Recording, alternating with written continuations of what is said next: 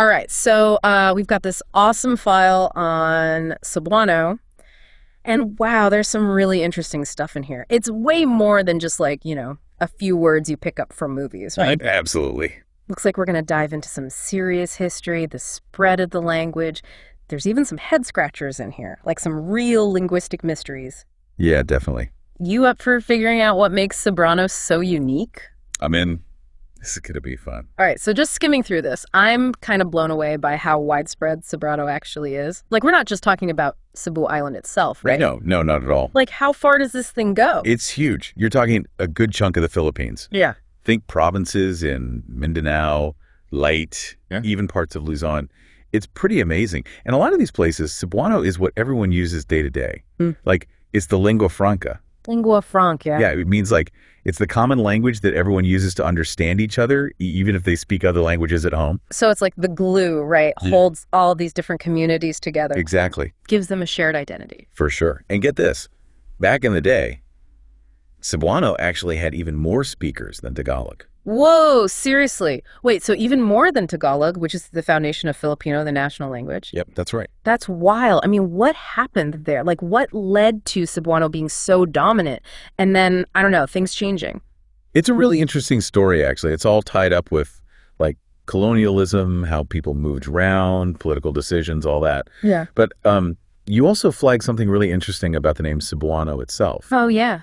Some people, they prefer terms like Bisaya or Binisaya. Right, yeah. And I'm guessing that's more than just someone liking one word over another. There's probably some deeper meaning there. It's like those other terms, maybe they represent a stronger sense of, I don't know, cultural identity for some. Or maybe even a resistance to just being defined by a single island, Yeah. Like just Cebu. You hit the nail on the head. It really shows how deeply language and identity are connected, right? Like what we call a language. It reflects history, it reflects power dynamics, all of that. And honestly, this whole naming thing, it's not just a Cebuano thing. You see this all over the world.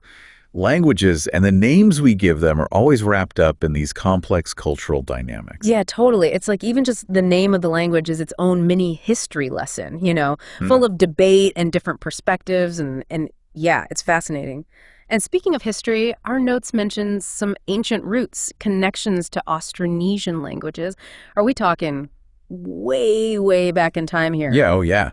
We're going way back. Think about languages like Malay and Indonesian. Those are like distant cousins of Cebuano. Oh, wow, okay. And get this, we even have this incredible document from 1521. It's a word list that was put together by Antonio Pigafetta. He was one of the explorers who sailed with Magellan. No way. It's like the oldest recorded look at the language that we have. Yeah. Wow, 1521. That's incredible. I mean, just the fact that something like that even exists, it's amazing. Right. And speaking of things that barely survived, there was something in here about a writing system, something called Kudlit Kabadlit, but apparently it's basically vanished. What's the story there? It's a total mystery. Like, we know it existed because there are a few scattered mentions of it, but actually finding something, tangible evidence, it's like trying to find a needle in a haystack. Wow, really? Maybe it wasn't as common as other writing systems, or maybe, I don't know, the materials they used to write it just didn't last. It's like a puzzle, but with like half the pieces missing. Right. So we've got this language with ancient roots, a name that people can't even agree on, and a lost writing system. And this is just the tip of the iceberg, right? Yeah, I'm just getting started. But before we get into the nuts and bolts of how Cebuano actually works, let's take a quick break. All right, so we talked about the history, the culture surrounding Cebuano, but what about the language itself? Like, what makes it sound so unique? Well, you probably noticed there's this certain, like, musicality to Cebuano. Right, definitely. A distinct rhythm. Yeah. And that comes from the sound system. Okay. Let's start with the vowels. You had a question about those I, and L things, right? Yeah, that was kind of throwing me off. It seems like those vowels are practically interchangeable in Cebuano. Am I way off base here? No, you're onto something. There's definitely some flexibility there, and it can be confusing. Think about it like regional accents in English. Oh, okay. Like somebody from Boston and somebody from, say, Texas. Yeah. They might both say the word car, but it's going to sound pretty different, right? Totally. Same word, totally different vibe. Yeah. And Cebuano does something kind of similar with those vowel pairs.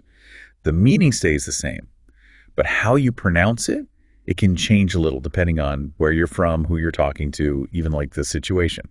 It adds like another layer to the language. I think those subtle changes, they actually mean something. That's really cool.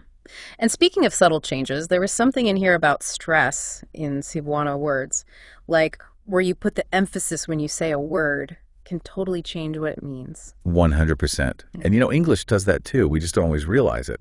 Think about the word present. Oh, okay. If you say PR sent, it means a gift, right? Right. But if you say pre-sent, it means like being in the moment. Oh my gosh, that's such a good example. I never even thought about that, but you're right. So in Cebuano, you have dapit, which means invite, but then you have dapit with the stress on the second syllable, which means place. Wow, so it's all in how you say it. Exactly. And here's another interesting thing. A lot of times you'll see loan words, so words borrowed from other languages.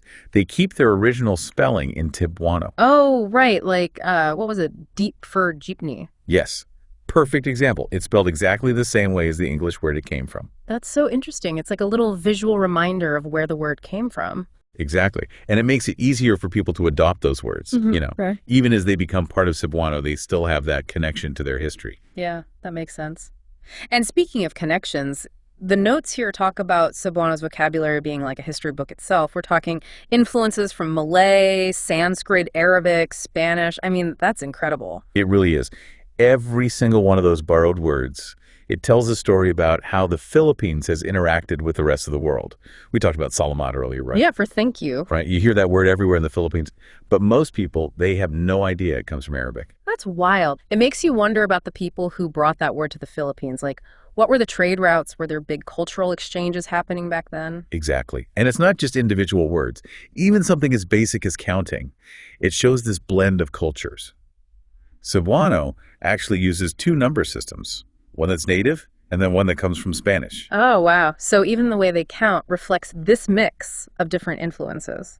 Exactly. It's incredible how much history is woven into the language. Yeah, it's amazing. It reminds me of something we talked about earlier, how Cebuano is kind of an umbrella term, right? Right. And then under that, you've got all these regional variations, all these dialects. It's not just one thing, right? You got it. Just like English is different everywhere you go, Cebuano covers a whole range of dialects. You've got Bacolano, Leyte Cebuano, and even within Leyte, there are northern and southern variations. Then you've got Mindanao Cebuano. It's all shaped by geography, by people moving around, by contact with other languages. So it's like even within Cebuano, you have all these little pockets of linguistic evolution happening. Exactly. It's fascinating, right? That's so cool. Are there any specific examples of these variations that are particularly interesting? You know, it's easy to think of a language as just a way to like get your point across, but after hearing you talk about Cebuano, it feels like it's so much more than that.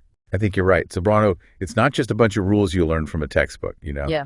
It's alive. It's always changing, just like the people who speak it. Yeah.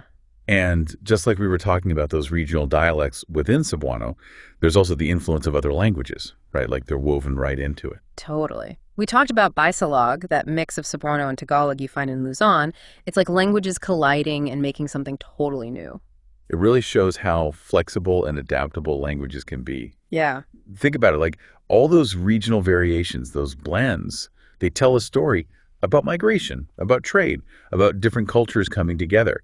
It says a lot about how dynamic Filipino society is. Like you're not just hearing an accent, you're hearing like echoes of history, you know?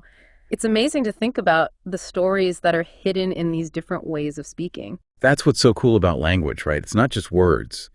It's like this container for culture, for history, for identity. When you hear Cebuano, you're not just hearing sounds, you're hearing the voices of ancestors, of traders, of travelers, like the laughter and songs of people from long ago. That's such a beautiful way to put it. It's like every word, every phrase, it has this weight to it, this weight of history, of shared experience. It makes me want to learn even more, to like unlock those stories. That's what we're hoping for with these deep dives. We want to spark that curiosity, that desire to go deeper, to appreciate just how complex and beautiful language really is. Well, mission accomplished. I feel like I have a whole new understanding of Cebuano. It's not just a language, it's like a treasure, a window into the heart of the Philippines. I agree. And it makes you wonder, what else could we discover if we really dug deep into the nuances of Cebuano? That's something to think about as you keep exploring. Absolutely. And on that note, we'll let our listeners do just that. Explore. It's been an incredible deep dive into the world of Cebuano. Until next time, everyone.